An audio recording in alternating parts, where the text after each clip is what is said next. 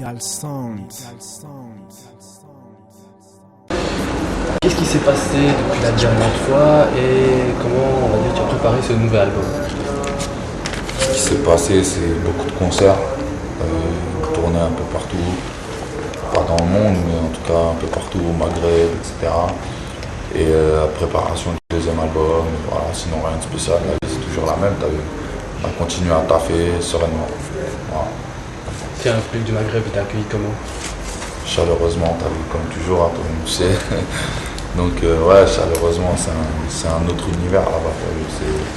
Voilà, ça m'a marqué, c'est bien, franchement, j'ai kiffé. Pour cet album-ci, en fait, t'as pas lancé le street CD comme pour la dernière fois.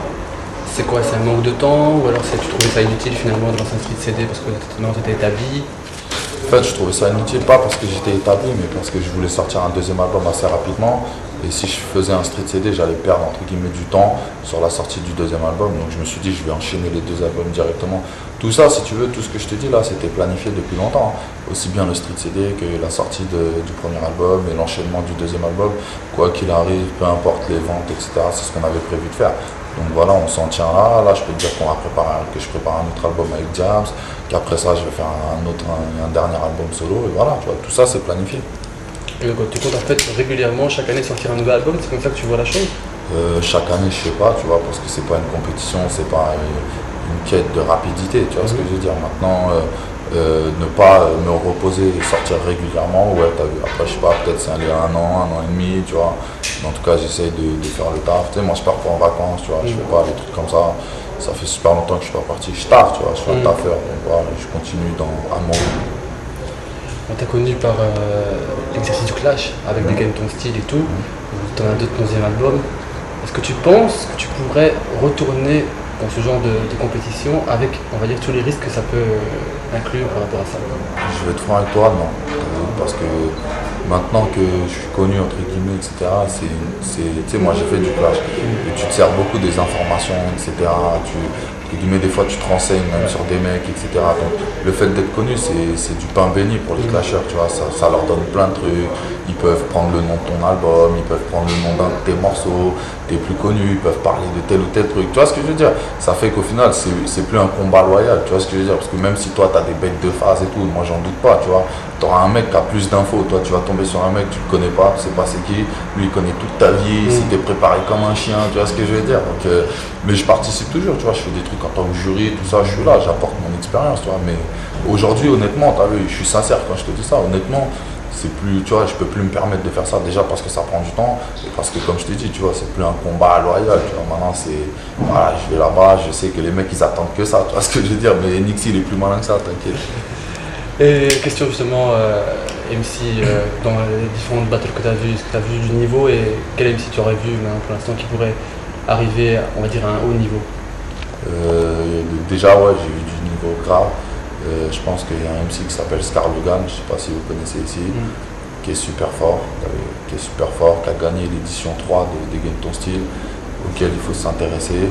Et ouais, franchement, il y avait du niveau, il y avait des mecs super forts, qui avaient des bêtes de flow, bêtes de phase, et qui étaient venus préparer aussi.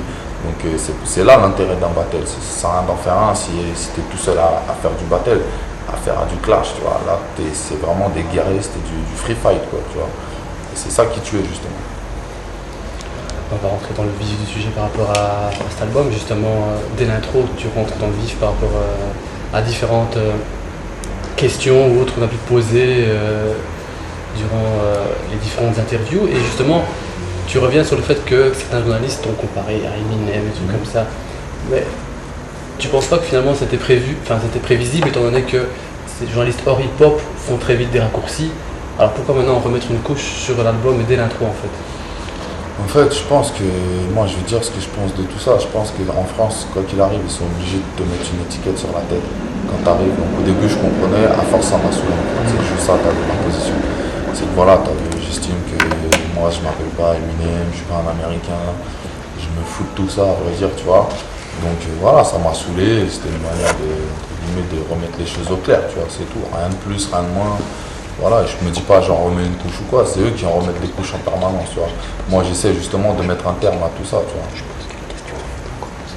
Donc pour l'album, tu as choisi Tefa et Masta pour la réalisation et t'aider dans tout ça. Est-ce que c'est un choix après les avoir vus travailler avec Diams ou tu avais déjà cette idée-là à la fin du premier album de prendre les deux gars? Je vais être franc avec toi, cette idée on l'a eue quand on a fait Indépendance Tour, parce qu'il faut savoir que Tefa et Masta ils sont dans l'équipe de Tandem, en concert, etc. Par exemple Masta il a un autre nom qui est DJ Maître, très connu, tu vois, c'est un vrai DJ, bref. Et comment dire, et donc voilà quoi, c'est à ce moment-là, pendant l'Indépendance Tour, donc en 2004, bien avant qu'il fasse entre guillemets l'album de Mélanie, etc. Tout du moins que son album sorte, qu'on a eu l'idée justement de travailler avec eux, etc. Et comme nous après on a sorti le premier album qui était déjà fini, qu'on avait déjà travaillé depuis 2 ans et demi, on s'est dit bon bah on fera ça sur le prochain album. Entre temps, bah, comme par hasard, tu vois, là t'as fait avec eux et maintenant les gens vont dire ouais non mais en fait c'était une décision qu'on avait prise en 2004. Qu'est-ce qu'ils ont apporté à toute cette réalisation finalement? Bah, je vais être franc avec toi, ils ont apporté des musiciens, ils ont apporté une oreille que moi j'ai pas, un truc plus technique, ils ont une connaissance dans la musique, tu vois ce que je veux dire, c'est des professionnels, c'est des mecs, c'est des professionnels de la musique, ils savent où ils vont, ils se répartissent les tâches, tu vois ce que je veux dire, ils sont carrés, ils ont apporté toute leur expérience, tu vois, leurs 12 ans de rap derrière eux, tu vois ce que je veux dire. Parce que pour ceux qui ne savent pas, c'est eux qui ont sorti les 2 balles de nègre, les premiers indépendants qui ont tout pété en France, Cercle Rouge, Mission Suicide, Baccar, tout ça c'est eux, Tandem, tout ça c'est eux, tu vois ce que je veux dire, quasiment, tu vois, après je généralise pas, mais c'est des mecs avec qui ils taffent.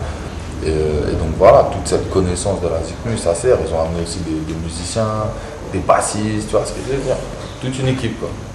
Donc toutes des choses que toi peut-être t'aurais pas ramené tout seul en fait, enfin, avec ton équipe à toi. Ouais, parce qu'au bout d'un moment t'es limité, tu vois. Moi je faisais les prises de voix avant, le premier album on l'a fait avec Karim, Nabil et moi-même, tu vois, à 3, c'est-à-dire que voilà, on faisait la réa, tout ça, mais finalement t'as pas beaucoup de recul quand tu fais ça, tu vois. C'est-à-dire que là tu travailles avec des mecs qui sont extérieurs entre guillemets à ça, et qui viennent que pour faire ça, et qui ont une oreille fraîche, qui ont une connaissance. Donc ça peut être qu'un plus, tu vois ce que je veux dire. Et ça se ressent dans l'album, tu vois, les morceaux, moi je trouve qu'ils sont mieux travaillés, tu sens, tu vois, que c'est plus carré, t'as vu, dans plein de choses. Et il vous arrivez d'avoir, on va dire, des conflits d'intérêts, c'est-à-dire un morceau, eux on dit bof, et toi tu voulais absolument qu'il soit comme ça, et finalement qui a eu, on va dire, la raison, ou en tout cas, le dernier mot à la fin? Je vais te dire la vérité, chez nous, tu sais comment ça se passe, on est tous des mecs francs. C'est-à-dire que quand il y en a un qui se rend compte qu'il a tort, il admet qu'il a eu tort, tu vois, c'est pas ouais, qui l'emporte à chaque fois, c'est celui qui a raison, il l'emporte, tu vois ce que je veux dire. Donc voilà, il y a des concessions des 2 côtés, tu vois ce que je veux dire. Des fois j'impose des trucs quand je suis sûr que j'ai raison, des fois quand ils ont sûr, ils me disent ouais t'as vu ça c'est chelou, et voilà, je dis ok, il n'y a pas de galère, on est là pour ça, tu vois. Un artiste ça doit être ouvert, tu vois ce que je veux dire, si tu es renfermé sur toi, tu crois que tout ce que tu fais ça déchire, qu'à chaque fois tu es au top et tout, c'est pas bon, il faut qu'il y ait des mecs justement qui soient là, qui te disent ouais ça c'est moyen, ça c'est pourri, tu vois, c'est ça, il faut admettre ça. Par rapport au single Autodestruction, qui expose finalement différentes situations et où tout le monde, enfin, beaucoup de gens peuvent se reconnaître en fonction de leur parcours.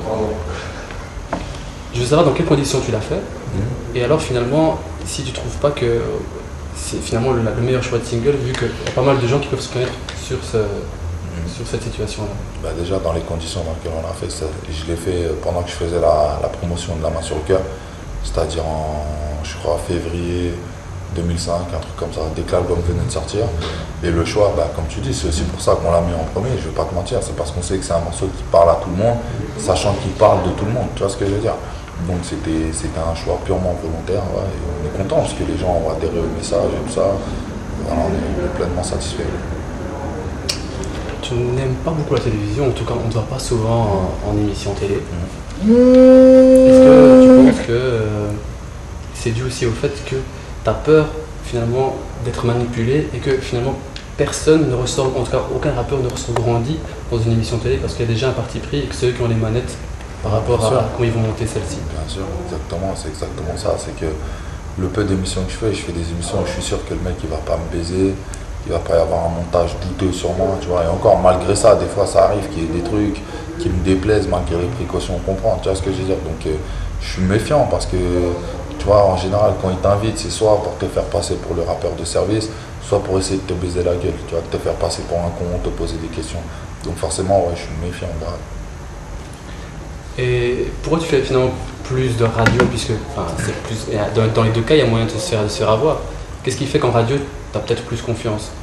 Mais la radio c'est différent, tu es avec l'animateur mais on ne voit pas, il n'y a pas de coup bas, tu vois ce que je veux dire, en général il n'y a pas de montage, c'est brut, tu vois ce que je veux dire, la radio et la télé c'est deux mondes différents, tu vois, c'est pas du tout le même univers. À la télé c'est visuel, il faut faire de l'audimat, on essaye de te niquer, tu vois, c'est faut vendre, c'est capitaliste à mort, tu vois, faut faire des thunes. Tandis que la radio, en général, c'est des animateurs qui sont pleins de bonne volonté, qui ont vraiment écouté l'album, c'est des professionnels, tu vois. À la télé, ils sont professionnels, mais ils sont dans une autre mentalité, tu vois ce que je veux dire. Ils essaient toujours de te niquer, t'as vu. C'est la télé, hein, c'est ça, c'est le monde de la télé. Eux-mêmes, ils se niquent entre eux déjà. Donc, tu vois ce que je veux dire, c'est ça, hein, c'est des requins, faut pas croire, hein, c'est des requins. Donc tu penses qu'aucun rappeur finalement ressort grandi d'une émission de télé? J'ai jamais vu une émission où je me suis dit putain franchement pour une fois ils ont donné une bonne image du rap ou tel mec qui s'en est grave bien sorti, tu vois, j'ai jamais vu ça. Après peut-être il y en a eu mais franchement je suis au courant de pas mal de choses et j'en ai pas entendu parler, tu vois. Donc soit c'est une image négative. Moi, je vais te dire, j'ai fait un truc il n'y a pas longtemps sur France 2, ils m'ont baisé la gueule. Tu vois, ils sont venus, ils m'ont dit ça va être comme ça, comme ça, comme ça va parler de ça, de tel rappeur, alors que ça parlait que de deux rappeurs, moi et Alibi. Ils ont fait un portrait de lui qu'il faisait passer presque pour un clochard, moi pour le rappeur des beaux quartiers qui rappe à Warner. Tu vois ce que je veux dire, j'ai pas du tout aimé, tu vois, l'image qu'ils ont, le truc comment ils ont tourné, c'est ça que j'ai pas aimé. C'est que les images, tu vois ce qu'ils filment, mais tu sais pas qu'est-ce qu'ils vont dire, tu sais pas comment ils vont le monter, tu sais pas. Donc forcément après tu deviens parano, quand tu vois des trucs comme ça te rend parano. Tu vois, tu te méfies, le mec tu lui mets la pression après, tu rigoles plus, t'as vu, tu dis fais pas un truc chelou, hein, t'as vu, donc t'es obligé de faire un peu entre guillemets la caïra, ce que eux ils aiment bien, tu vois, tu rentres dans leur jeu quoi. Ça. Et je suppose que tu as eu plein d'invitations par rapport au problème des banlieues et tout, que tu as dû infuser des tonnes et des tonnes. Ouais, exactement, t'as vu, j'ai eu là les propositions, toutes les télés de sa mère, toutes les magazines, les journaux, tous ils sont venus à la charge, t'as vu, tous. Mais en fait j'ai tout refusé parce que voilà, t'as vu, moi je me sers pas des émeutes pour faire de la promo, j'ai pas besoin de ça pour me montrer, tu vois ce que je veux dire, j'ai des émeutes cool, je les vis à ma manière, t'inquiète, je les vois tous les jours. Mais j'ai pas besoin d'aller faire le mytho en télé, ouais, parler au nom des jeunes, alors tout le monde s'en bat les couilles de ta gueule, tu vois ce que je veux dire. Donc voilà, t'as vu, moi j'ai pas besoin de ça, donc j'ai tout refusé. Et finalement tu vas répondre dans l'album puisqu'il y a Sarkozy et Zone Interdite qui sont plus ou moins un reflet de ce qui se passe en ce moment. Mais je vais te dire un truc, c'est paradoxal, mais ces deux morceaux ils ont été faits avant les émeutes. Les deux morceaux ils ont été faits avant les émeutes. Il n'y a que le titre Sarkozy qu'on a trouvé après, je vais pas te mentir. Mais les deux morceaux ils ont été faits bien avant, donc c'était presque prémonitoire, tu vois ce que je veux dire. Ma parole je te mens pas, donc c'est aussi pour ça qu'on les a laissés d'ailleurs, t'as vu. Et tu penses que la situation elle va qu'en s'empirant ou alors tu crois qu'il y a peut-être un espoir d'amélioration si la politique on va dire bouge vraiment en France? Moi j'attends de voir déjà les élections là, qui vont bientôt arriver en 2007, voir qui sera président et après je te dirai comment ça va se passer, t'as vu. Si c'est Sarkozy qui passe, c'est sûr, je vais te dire je la sens mal, tu vois, je la sens très mal. Maintenant, si c'est, je sais pas, un autre mec ou quoi, je dirais déjà au moins je suis soulagé de savoir que c'est pas un enculé qui est au pouvoir, tu vois. Après j'attends de voir, hein, tu sais, ça évolue pas dans le bon sens. Maintenant les politiciens c'est plus des stars que des politiciens. Tu vois, ils sont là, ils sont beaux gosses, ils sont beaux, tu vois ce que je veux dire, c'est un autre délire, ils sont dans Paris Match. Tu vois, c'est ça le problème, c'est qu'ils sont plus là pour gouverner, ils sont là pour se montrer et pour parler de eux, défendre leurs biens et faire leur business à eux, tu vois. Donc le problème il est là, t'as vu, et tant qu'il y aura ça, t'as vu, ce sera la merde. Et ça, pour qu'il n'y ait pas ça, il faut que tous les mecs qui soient là, ils clament, tu vois ce que je veux dire. Ils meurent de vieillesse, tu vois, parce qu'ils vont rester jusqu'à la fin, tu vois ce que je veux dire. C'est des vieux, des mecs, des monarques, des familles de bourgeois, ils gouvernent, tu vois, ils n'ont rien à voir avec le peuple. Et tant que ces gens-là, ils seront là, ce sera la merde. Il faut que ça se renouvelle, que ce soit des mecs du peuple qui accèdent à l'Assemblée, tout ça. Et là, je te jure que, je te dirais franchement, là, ça va aller mieux. Le jour où ce sera des vrais mecs du peuple, des galériens comme toi, des mecs qui ont travaillé, des travailleurs, tu vois, ce sera eux qui auront les rênes. Là, tu vois, je me dis, ah ouais, Et tu penses pas que, même si c'est ces gens-là, à partir du moment où ils rentrent dans le jeu, ils se font influencer et bouffer par le jeu de la politique? Franchement, je pense pas. T'as vu, Coluche s'est présenté, je sais pas quelle année, il a fait 11%. Tu vois, 11% pour un comique qui raconte que des blagues. Tu vois ce que je veux dire? Ça veut dire quoi? Ça veut dire que les gens, ils ont beaucoup confiance parmi les gens qui sont comme eux. Tu vois, donc non, moi je pense pas. Je pense mais que les gens. Il y a eu pas mal d'obstacles, tu vois, quand il a fait son truc. Bien sûr, il est mort. Ouais, non, déjà, mort, ouais, ils ça, l'ont ouais. tué déjà à la base, t'as vu. Donc il a eu pire que des obstacles, il a eu des galères, t'as vu. Mais je pense pas qu'il y ait des mecs qui vont rentrer dans le cercle, tu vois. Et je pense qu'il y a des gens qui sont sincèrement honnêtes, qui ont envie de faire bouger les choses, tout ça, t'as vu. Mais c'est à eux qu'on met des bâtons dans les roues, tu vois. Comme il y a un Renault, il s'appelle Stéphane Pocrin, je sais pas si tu connais. Ah ouais. C'est un mec, lui, c'est un mec, il est cool, t'as vu, il est du côté des jeunes, tout ça. chez les Verts, il était chez les Verts, ils l'ont viré direct. Ils m'ont dit toi vas-y arrache ta gueule, t'as vu, tu vois, ils n'ont pas besoin, ça leur fait de la mauvaise pub pour eux, tu vois. Tant qu'il y aura cette mentalité, c'est mort. Sinon, je me revenais par rapport au titre Hommage, enfin hommage, non, le titre Précieuse, plutôt devrais dire, qui rend hommage à ta mère justement, que tu as écrit, enfin en tout cas, Diams participe au titre.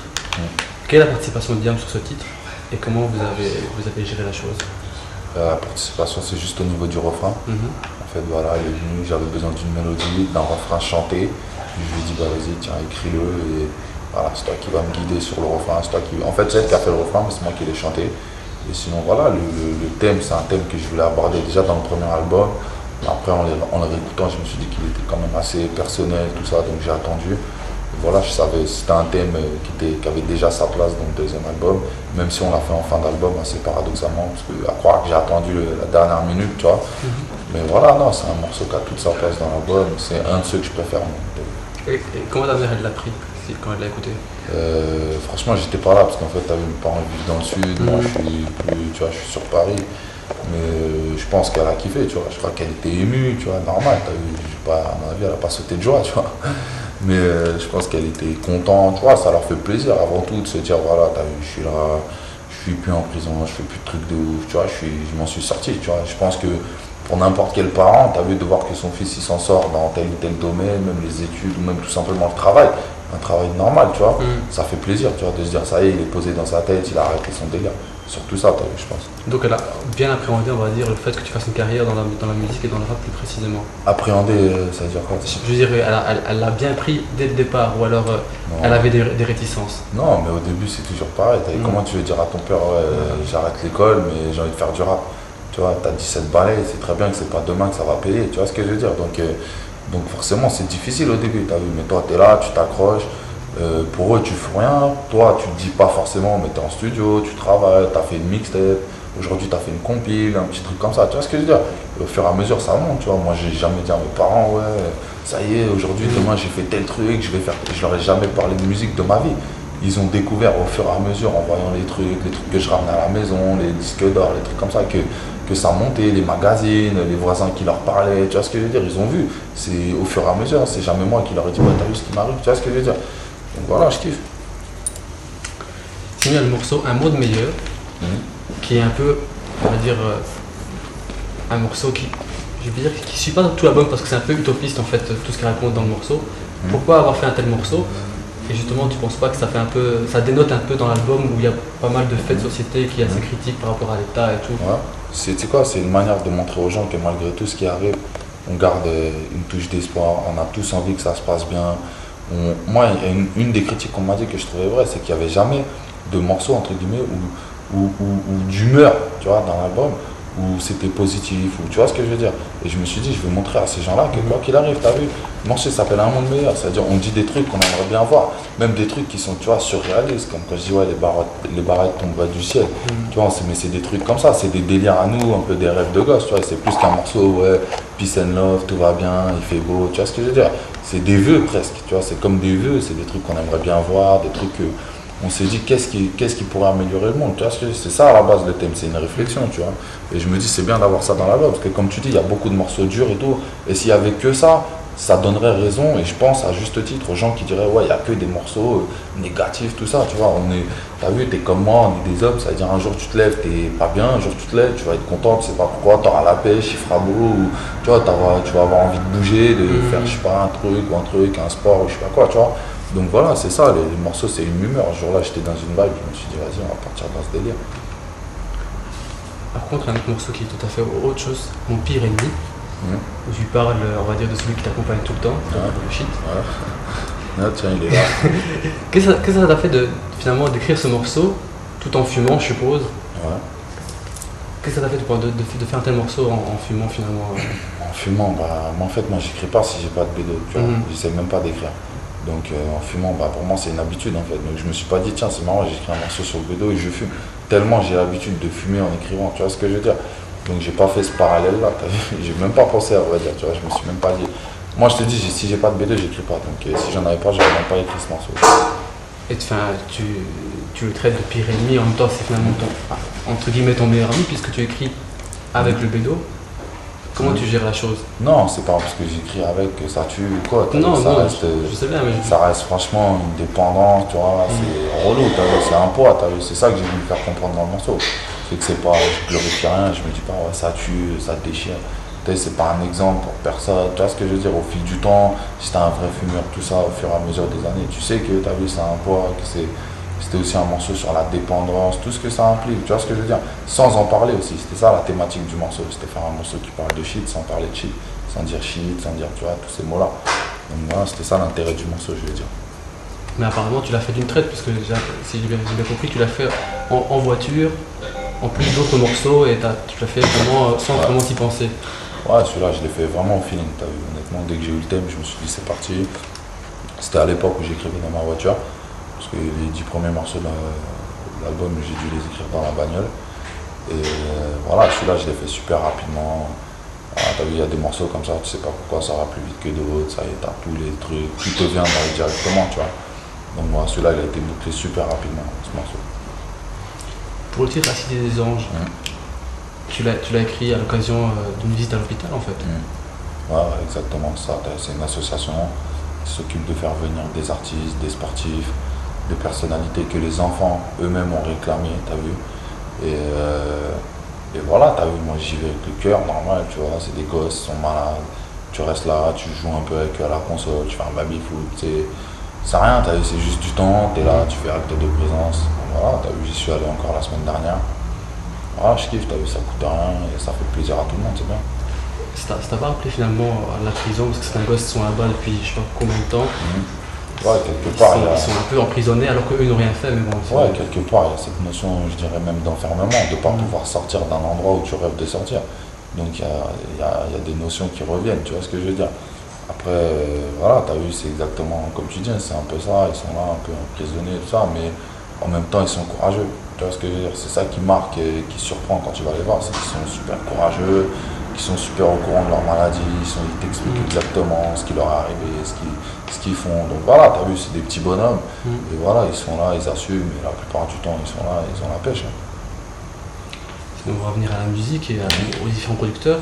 Finalement, tu as resserré les rangs, puisqu'il n'y a plus que Enterprise, Tefa et Masta, il y a plus Cred, il y a plus Saïd.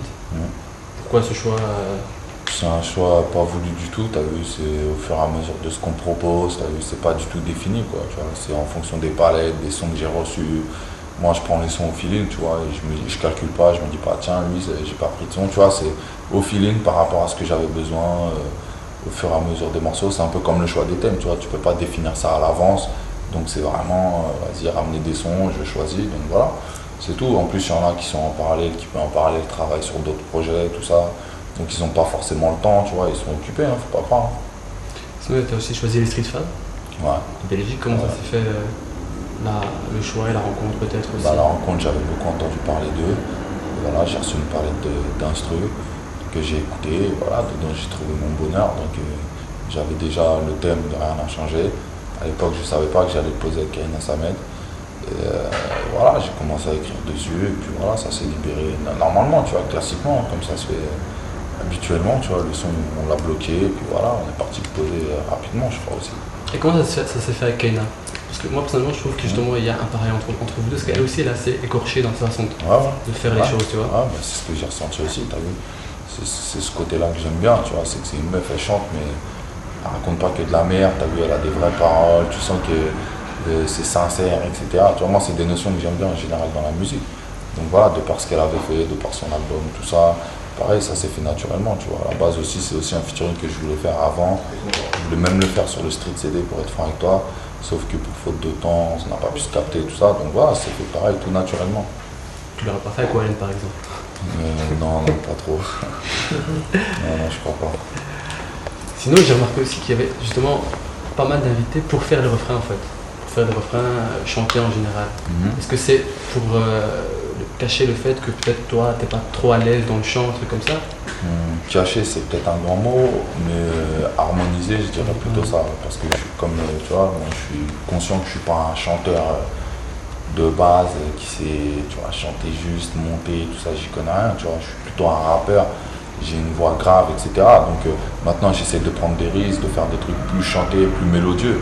Mais c'est pour ça que j'accompagne en général avec une choriste derrière ou quoi, tu vois, pour harmoniser tout ça, pour que ça passe mieux. Et en même temps, j'aime bien l'effet que ça donne justement, grosse voix grave et meuf derrière, tu vois, le côté, les deux superposés. Moi j'ai toujours kiffé, je vais pas dire c'est une marque de fabrique ou quoi, mais c'est un truc qui revient souvent parce que tout simplement ça sonne bien, t'as vu, ça déchire. Donc voilà, c'est un peu tout ça. Mais je suis conscient que voilà, je suis pas là à Fabien.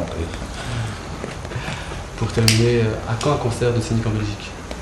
Bah écoute, à quand, ma gueule, bientôt, hein, j'espère, t'as vu, on va essayer d'organiser ça, ils sont là, ils entendent les mecs qui sont derrière, donc franchement j'espère au plus vite, t'as vu, ça va s'organiser quoi qu'il arrive, je serai à Dour Ouais, cet c'est été, bientôt. Ouais. quoi qu'il arrive, mais sinon on va essayer de revenir avant, et si on peut pas avant, bah, on reviendra après, quoi qu'il arrive, y a pas de souci. T'étais venu finalement au Coliseum ou pas?